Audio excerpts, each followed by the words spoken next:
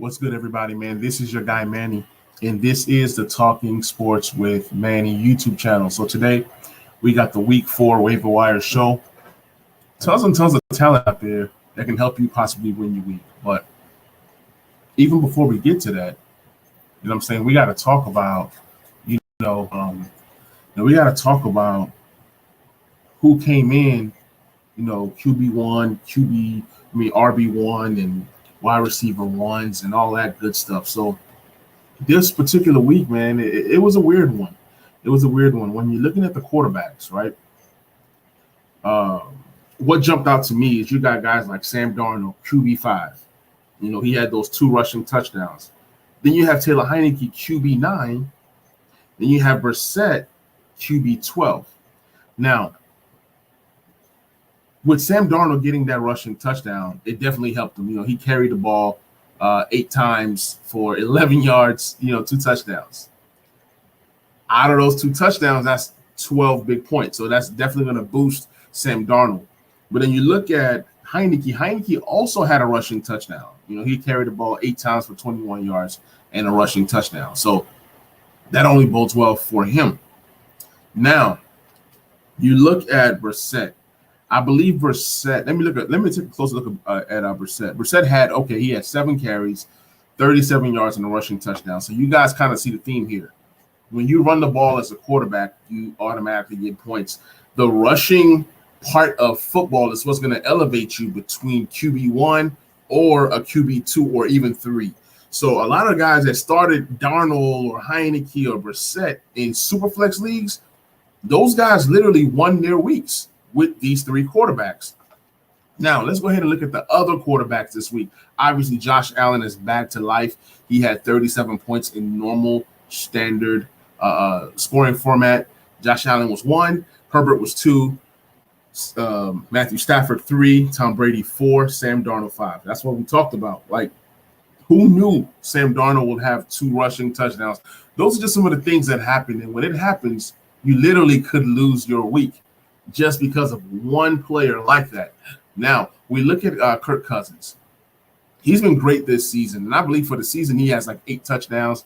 A lot of people have been down on Kirk Cousins, but I think right now, overall, he's QB5 right now overall. He's had great stats this season so far. Week 1, over 350 yards, 2 touchdowns. Week 2, 244 yards, 3 touchdowns, and in this past week, 323 yards and 3 touchdowns. The great number, the biggest number for Kirk Cousins is that he has no interceptions. And when you have no interceptions, that's only going to bode well for you. So as long as Kirk Cousins keeps this up, he's going to continue to grow and also help your team grow as well. Now, as we move on to who should you pick up out of the quarterback position, obviously, a lot of these quarterbacks are already taken, but a guy like Sam Darnold, you might want to go ahead and pick up a Sam Darnold, especially if you're looking at a 2 quarterback type league. Also, Sam Darnold has a great matchup this week versus Dallas. I know Dallas has a much improved defense, but at the same time, Dallas gives you a lot of different avenues for you to go ahead and throw on them. So with Sam Darnold getting 19 to 25 points in regular standard scoring, it's not a bad play, because this game could possibly turn into a shootout. I'm telling you, with Christian McCaffrey being out, it's now on Sam Darnold to go out there, perform, and put up points. So Sam Darnold could have a very big week this week versus Dallas coming up. So Sam Darnold could be a streaming quarterback. You want to go ahead and put in a claim for Sam Darnold if you're lacking in the quarterback department. Also, you scroll down. There are some leagues that still have Kirk Cousins out there on the waiver wire. I don't understand why. Kirk Cousins is outperforming quarterbacks like Patrick Mahomes on certain weeks. He's outperforming Lamar Jackson. He's outperforming even Kyler Murray on certain weeks. So you guys might want to have Kirk Cousins on your team as a second quarterback, and then depending on the matchup, you might want to roll out with Kirk Cousins. This week he plays a tough defense in Cleveland, but I still see Kirk Cousins as a guy that can throw for 300 yards this week and even 2 scores. So pick up Kirk Cousins, put that claim in. Taylor Heineke is another good streaming option. whether you're lacking in the quarterback department, whether you're looking for another quarterback, or whether you're playing 2 quarterback leagues, Taylor Heineke should be picked up in all formats. I think that the team is going to rely on him to score a lot. Antonio Gibson hasn't really scored a lot this season, so it's really on the quarterback to create plays for that offense. Quarterback and the kicking game. So pick up Taylor Heineke. Also, Derek Carr should be picked up in every single format. Right now, he's QB9. He's tearing it up. He's playing some of his best football ever. He leads the NFL in passing yards. The touchdown numbers are going to go up as depending on matchups and depending on what happens. Now, he does have a tough 3-game stretch with the Chicago Bears, the Denver Broncos, and the Philadelphia Eagles. Now, I know Philadelphia Eagles, they didn't play well this past week, but they've had a pretty decent pass defense. But I will still take Derek Carr versus the Chargers versus the Bears, because what he's proved to me is that even against tough defenses like Baltimore, Pittsburgh, Miami, he's been able to perform. So why can't he do it against the Chargers, the Bears, or Denver? Once he gets through these next 3 or 4 games, it only gets better. He plays the Giants, Kansas City, Cincinnati, Dallas, Washington, Kansas City again. Those are terrible defenses right there. So Cincinnati is, they are decent. But what I'm saying is pick up a Derek Carr, have him on your roster as even your second quarterback, because he's a guy that can help you win a lot of games, especially now, but more so at the end of the season as the season progresses. Now, let's go ahead and turn our attentions to the RB position. RB position, there were some surprises. For example, James Robinson coming in at RB4. That's amazing. I mean, he had 88 yards rushing and a rushing touchdown. He caught 6 of his targets for 46 yards. So that's pretty good for James Robinson. But the biggest surprise was the guy who came in at RB6 this week, and that's Peyton Barber. You might want to go ahead and put in a claim for Peyton Barber right now because, number one, we don't know what's going on with Josh Jacobs. That's number one. Number two, even with Josh Jacobs being there, Peyton Barber has the potential to vulture some goal line carries. So if it's a goal line carry or 2 or a tough yard here and there, Peyton Barber could be that guy for you. I'm in a league where I'm lacking in the running back department. Christian McCaffrey was hurt, and the only guys out there in free agency is Peyton Barber and Kyle Juszczyk. Now, I'm going to have to use my waiver claim on Peyton Barber, even though I don't want to, but guess what? I'll be able to, if Josh Jacobs doesn't play this week, I am confident that Peyton Barber can definitely give me some points this week. So Peyton Barber coming in at RB6, he's going to be the top running back on that waiver wire. Sorry, I lied. He will not be the top running back on the waiver wire. Chuba Hubbard should be the number 1 waiver wire pick in terms of running backs because obviously Christian McCaffrey got hurt. But Trevor Hubbard did not really impress me when I watched the game. But if you're talking about a game based off of volume, then that's your guy. A cheaper option might be Royce Freeman, because if you're playing in a league where you have Fab, then Trevor Hubbard is going to be very expensive. You're going to have to use at least 75% of your Fab to be able to get him. But a Royce Freeman is going to be a lot cheaper. You can use 2 to 5% of your Fab in order to acquire a Royce Freeman. Now, RB7 was Alexander Madison. This week, I really thought that Dalvin Cook was going to play. I have Dalvin Cook in several leagues. I had Madison, but had to drop him because I heard some news about Michael Carter, and I really thought that Michael Carter was going to tear it up this week, but he didn't, so that was my mistake. Had I picked up Madison, I probably still would have lost this week in a particular league, but yeah, Madison, man, I used the number 1 waiver claim on him in another league, and he helped me win that league. So sometimes you just got to go ahead and just grab that next guy available, whether it's Peyton Barber, whether it's Chuba Hubbard, whether it's Madison, the next man available based off of volume. Sometimes you might strike gold. You might get a running back that's going to give you RB1 type number. So Madison, I'm pretty sure he's picked up everywhere. But if for some reason people in your league are tripping or crazy, go ahead and pick up an Alexander Madison. He's going to definitely get you some points. Zach Moss is another good one. Go pick up Zach Moss everywhere where he's available. Naheem Hines, that's another one that's pretty good.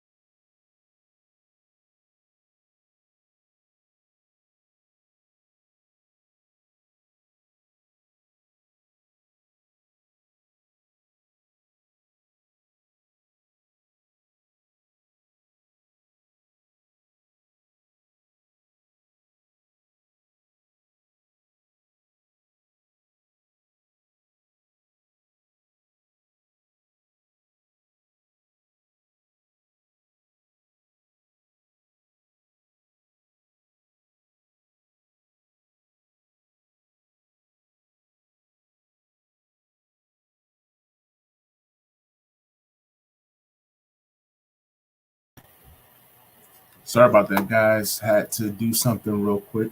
But yeah, I would definitely take the DK and Gaskins side over Diggs. Diggs is pretty good, but Diggs has not been the guy who we thought he would be this year. DK is putting up some amazing numbers. So, off late. So I really don't know, man. Says I've even if I already have Keenan Allen or CD, but you have Keenan Allen and CD, you want another guy. I mean, I guess you can go for it because Diggs is the bigger name, bigger upside.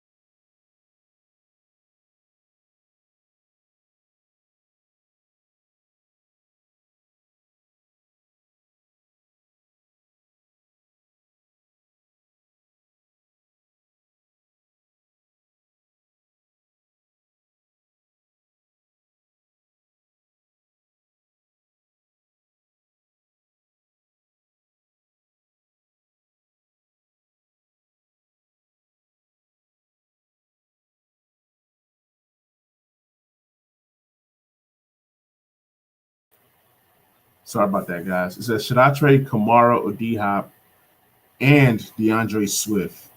I need receivers because AJ Brown, Robert Woods, and Amari. My other running backs are Najee and Mixon. It's a tough one. It's a tough one right here. I don't think you should trade Kamara, but DeAndre Swift has been pretty good. I get it. But then you're talking about you have receivers that are not producing like, Robert Woods and Amari, but then D-Hop hasn't really produced outside of week one. So I wouldn't trade Kamara for anything. I think that Kamara is the safest bet he's going to produce. I understand why you might want a DeAndre Swift, but if you're going to get a DeAndre Swift, make sure you have a Jamal Williams. I'm just saying. It is great value. I'm not going to lie. D-Hop and Swift, if you can get those two guys, then I guess. But what I'm saying is that D-Hop is not going to give you so much more than Amari or when Robert Woods starts to blow up. I mean, it's just a no-brainer for me. I understand you have Najee Harris and Mixon. I'd rather have a combo of Najee Harris, Mixon, and Kamara all starting. Start mixing in your flex, and then you're rocking with Amari Cooper and Woods. You're okay there. Getting a D-Hop with DeAndre Swift, risky, but hey. I mean, it's not a bad trade. It's not a bad trade. But we all have seen Kyler Murray spread the ball to everybody. So it's not like DeAndre Hopkins is a sure thing like it used to be as of right now. So it could work out for you better later. And that's hoping that DeAndre Swift does not get hurt. So, all right. So also Giovanni Bernard was RB11 this week. Solid. Those are solid numbers. But then he got hurt, so we don't even know what to expect out of Giovanni Bernard. It says, I would hold off, by the way. Absolutely. I'm with you, Kellen. I'll definitely hold off. But then again, I mean, back to your trade, Diggs is Diggs. But DK and I mean, Diggs and DK Diggs, they're about even. Then you're giving up Gaskins for no reason. So, it says, I'm glad you're on, my man. Appreciate you hopping on the stream, Hawk. You talked about my hat last time. Said it looks like I'm about to play golf. It's all good, man. It's all good. It's getting cold in Nashville, so I got to put something on my head. So Giovanni Bernard, he got hurt, and we don't know what they're going to do at running back in terms of that pass catching back for Tom Brady.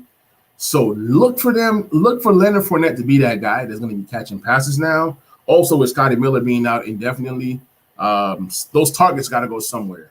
And it could be Leonard Fournette moving forward. Ronald Jones is about to be phased out. He's no longer a factor as of right now. Nyheim Hines was RB13. If you can trade for Nyheim Hines, you go ahead and grab him. Nyheim Hines, I like what he offers. He has the best skill set out of all the backs that the Colts have. And then Marlon Mack might be getting traded. So that means more snaps for guys like Nyheim Hines, who finished at RB13 this week. Hawk says, hey, I have a question for you in my survivor pool. I'm thinking about taking the Bengals over the Jacksonville Jaguars straight up on the points. What are your thoughts? The Bengals should win. I do like that option. Yeah, I would do it. I would take the Bengals over the Jacksonville Jaguars, but they do play Thursday night, right? So Thursday night is kind of risky. Anything can happen, but the Jacksonville Jaguars are just so bad.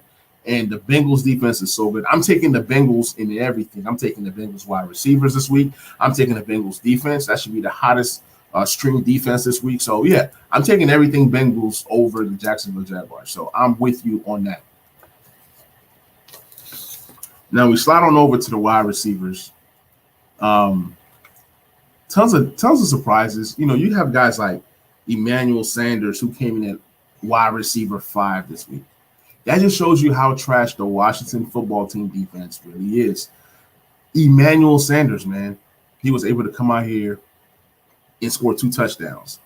Patrick Moore has a question. He says, should I deal Madison to the Dalvin Cook owner for Gordon? Absolutely. You go ahead and you do it. That's a trade that you gotta make, because at least with Melvin Gordon, you know what you're getting, right? You're getting anywhere from 10 to 15 points in PPR format. Madison is good, but he's only good when Dalvin Cook is out. And we don't even know. You don't want to play that game where you're depending on Madison to be that guy. He's probably going to play maybe 2 or 3 games all year, and those are the games that where Dalvin Cook is out. Now, you say you have Javonte, and you was thinking of locking up that backfield. It's just smart. Trade Madison to the Dalvin Cook guy. You get Melvin Gordon. You both lock up your running backs, and it's just solid. You said you're starting Najee Harris and Carson in the meantime. That's actually smart. Yeah, Javonte is going to be that guy, but it's also good to have Melvin Gordon. In a lot of places where I have Melvin Gordon, I have Javonte, or vice versa. So that's definitely a great plan. He says, I look at the Jacksonville team on paper, and I'm like, why? And I'm like, why are they having a bad season? Jacksonville Jaguars on paper, they look okay, but there's nothing special about them. You know what? They have Marvin Jones, okay. DJ Chark, all right. Then you have a rookie that has never played before. So it's not surprising that their team is so bad. You also look at the coaching. The coaching is not good. What does Urban Meyer know about coaching an NFL team? I'll wait. You can have a team look at the Washington football's defense. On paper, they look great, right? Number 3 defense last year, 4 first rounders on that defensive line. But the defense is bad. So a lot of times you can see something on paper, it doesn't translate to the field. So yeah, the Jacksonville Jaguars have tons of holes. They have tons of holes everywhere. They have no tight end, which is why they traded CJ Henderson to go ahead and get a Dan Arnold. Now maybe with a tight end, maybe it opens up more for what these guys can do. Also, Dan Arnold is a guy that you guys might want to go ahead and snatch and just have on your team. Just stash him away. I think he does well with Trevor Lawrence. But yeah, Trevor Lawrence is not quite the savior just now. Every quarterback that has been a rookie this year, they all look bad. Trey Lance, he looks okay, but he has not played a full game. So maybe the 49ers are smart by not bringing him out. A lot of these rookie quarterbacks, none of them are ready. So yeah, that's why they look how they look. Patrick Moore, man, appreciate you, man. Anytime. Hey, y'all, if y'all are watching, please like, please subscribe, and please share. We look at Kendrick Bourne. Kendrick Bourne, first of all, his name is dope. He sounds like some kind of character in a James Bond movie or something. But Kendrick Bourne was wide receiver 8 this week. We all were thinking Jacoby Myers was going to be the guy, and Kendrick Bourne was going to be phased out. They both were the guys this week. Kendrick Bourne had 6 receptions, 96 yards, and a touchdown. That was good enough for wide receiver 8. Desean Jackson came out of nowhere to secure wide receiver 9 this week. Desean Jackson, man, he gives you that one long bomb, like 75 yards, 80 yards, and then you don't see him for the next 3 weeks. And with the Rams being so deep at wide receiver, he doesn't have to play a lot of snaps, so hence he'll be, very healthy for the most part. So when you're looking at a Desean Jackson, only play him if you're like in a deep league where you're desperate. Look, I got to give a shout out to DJ Moore. DJ Moore continues to play well this year. He had 8 receptions for 126 yards. DJ Moore has been that guy, and he seems to be Sam Darnold's favorite target. So it's DJ Moore over Marshall, who's going to be Sam Darnold's favorite target at the end of the season. But Robbie Anderson is phased out. What's going on with that wide receiver group is just so funny to me. And also, mind you, the only knock on DJ Moore is that he does not score enough touchdowns. For example, this season, he has 22 catches, 285 yards, and 1 score. That's been the biggest knock on DJ Moore. He just does not get enough touchdowns. I guess that's kind of why I don't like DJ Moore, but he's a really good wide receiver. Another really good wide receiver this week that came in, wide receiver 1, is Mike Williams from the Chargers. Look, I've been down on Mike Williams for years, but look, so far this year, he's wide receiver 1 this week, and he might be wide receiver 3 for the entire season. He has 31 targets. He has 22 receptions for 295 yards and 4 scores. Look, that's as good as it comes. You know what I'm saying? I'm not saying that he can't keep this up, but you just never know. Hey, what's good, man? I appreciate you hopping on the stream. If you're new, please like, please subscribe, and please share.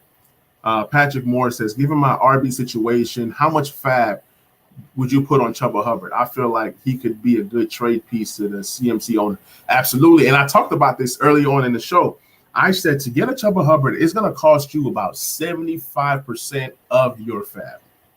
Because there's going to be some – look, in some leagues that I play in, people hoard running backs, right? So it's hard to find running backs. And in that particular league that I'm in, Trevor Hubbard is gone, but the only best available running back is Peyton Barber and Kyle's Juszczyk. So if it's a fab league, you're going to have to pay at least 75% of your fab to get them. Now, obviously, if the people in your league are not as aggressive, then maybe 50% of your fab, maybe 25% of your fab. But I play in some aggressive leagues that if I want a Chuba Hubbard for just 2 weeks or 3 weeks rental, I'm going to have to pay at least 75% of my fab. So you just never know. Let me delete this guy in this comment. Block. Yep. You come in here talking stupid, I will block you. So moving on. Yeah. So it definitely, if you can get a Chuba Hubbard and then, possibly trade him for a ransom to the CMC owner. But the CMC owner, if they're smart, they wouldn't be pressed. I am a CMC owner, but I only had one other running back, which is Austin Eckler, and I didn't handcuff neither one. I went real aggressive, and when CMC got hurt this week, I lost, so my perfect record is over with. And now because the league has 8 bench spaces, they are hoarding running backs, and now I have to trade like a Kenny Golladay to get a what's that guy from Dallas? Can't think of the backup running back from Dallas, but yes, I'll have to trade a Kenny Golladay to get a handcuff. Oh, Tony Pollard. So yeah, so if you can possibly get a Chuba Hubbard, you can possibly get something really nice, maybe a wide receiver 2 for Chuba Hubbard. So that's not a bad plan at all. So we talked about Emmanuel Sanders going off on the Washington football team. Cole Beasley went off. So maybe it's a trend. A lot of Calvin Ridley owners right now are worried. Like, what is going on with Calvin Ridley? Can he find his rhythm? Can Matt Ryan get him the ball? They are going to play a poor Washington football defense. I'm going to keep saying that. That's my squad. The defense is trash right now. Something has to give. I think the ATL is a terrible team. I think that the Washington football team is a terrible defense. So let's see what happens. Let's see if Calvin Ridley can regain confidence. If Calvin Ridley can score points this week, then you know that Washington football team's defense is ultra trash. And what that means is that you need to start every wide receiver versus that team. That's what needs to happen. So I think this week they get Matt Ryan, then the next week is Jameis Winston. So let's see what happens for Matt Ryan and Jameis Winston these next 2 weeks. But I think eventually that football team's defense turns it around. But in the meantime, you want to go ahead and play the matchups. So, yeah, Cole Beasley went off on them. Miles Sanders went off. Stephon Diggs did not go off. There's something wrong with Stephon Diggs this year. I don't quite know what it is. But as the season progresses, we're going to figure out what's going on with Stephon Diggs. Patrick Moore says, appreciate it, my dude. Thinking he'll be pricey for sure. Yes, he's definitely going to be pricey.